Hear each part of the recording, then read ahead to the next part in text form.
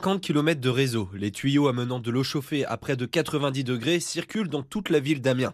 Plus de 200 bâtiments collectifs profitent de ce chauffage innovant, alimenté à 60% par des énergies renouvelables.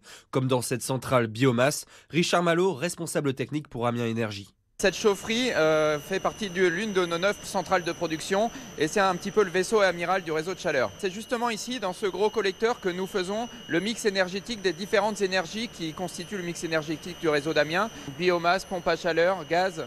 Et à partir d'ici, en fait, les pompes que vous avez sur votre droite sont celles qui vont dissiper toute l'énergie sur le réseau de chaleur d'Amiens du nord vers le sud. Les structures existantes sont valorisées. La chaleur produite par un data center est également récupérée pour chauffer l'eau. Le réseau fonctionne en circuit fermé. Une fois que l'eau chaude a cédé ses calories, elle est retournée refroidie, puis chauffée à nouveau. Un projet gagnant-gagnant, plus écologique, le coût est aussi inférieur de 10 à 20% par rapport à une chaufferie gaz collective. Mais surtout, le coût est moins sensible à l'évolution des prix du gaz grâce au mix énergétique. Enfin, le réseau est innovant par sa gouvernance avec la création d'une CEMOP, Société d'économie mixte à opération unique. Une entité qui réunit la Caisse des dépôts avec 15% du capital, Engie avec 51% et la ville d'Amiens avec 34%. Mais avec la garantie qu'aucun actionnaire ne puisse imposer ses décisions si les autres ne sont pas d'accord. Lors de sa création en 2017, cette CEMOP était une première en France dans le domaine de l'énergie.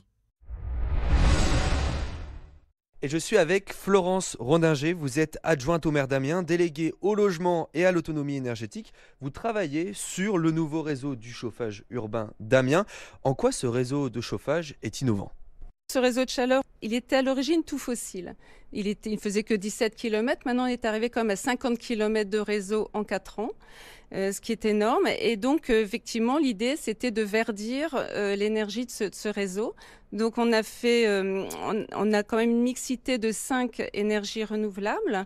Nous avions innové aussi pour mettre en place 3 packs à chaleur qui sont alimentés par la station d'Ambonne, station d'épuration, et on récupère les calories chaleur pour pompes à chaleur qui produisent de l'énergie.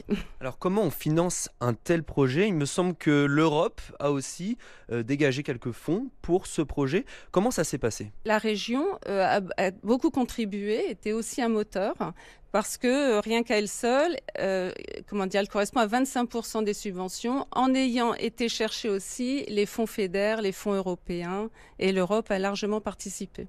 J'ai une dernière question, c'est quoi la suite du coup pour ce réseau de chaleur ? Avec ce qui se passe effectivement géopolitiquement, notre prix est devenu un vrai prix amortisseur par rapport au prix du gaz. Donc ça intéresse bien sûr nos futurs abonnés. Donc la commercialisation explose. Et donc on décide de développer ce réseau. On va rajouter 25 km et 47 millions d'investissements. Merci beaucoup Florence Rondinger, merci beaucoup.